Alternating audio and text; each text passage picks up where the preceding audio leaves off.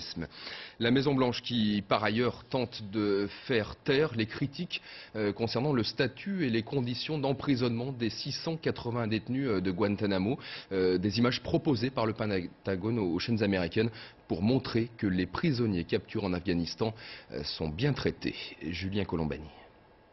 Ils sont détenus à Guantanamo. Le bagne par excellence? Non. Ils peuvent jouer au football. C'est l'armée américaine elle-même qui le montre. Une prison modèle.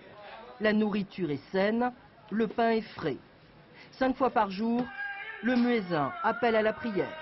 Les détenus pratiquent leur religion sans entrave. La lecture du Coran est permise. C'est d'ailleurs l'un des seuls ouvrages autorisés.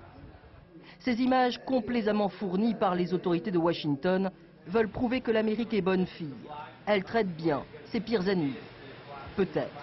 Mais combien de temps encore vont-ils devoir attendre leur procès? Le problème à Guantanamo n'est pas un problème lié aux conditions matérielles d'incarcération de cette population.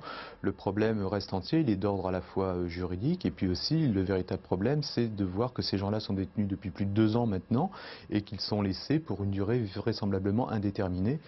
Que ce soit les prisonniers du quartier de moyenne sécurité en blanc ou ceux du quartier de haute sécurité en orange, presque aucun des 680 détenus de Guantanamo n'a le statut de prisonnier de guerre.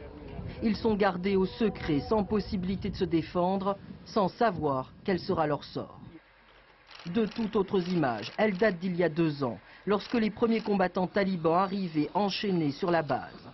Aujourd'hui, les rares organisations humanitaires qui ont eu un droit de visite s'inquiètent de la détérioration de la santé mentale d'un grand nombre de prisonniers. Beaucoup se mutilent, des dizaines ont tenté de se suicider.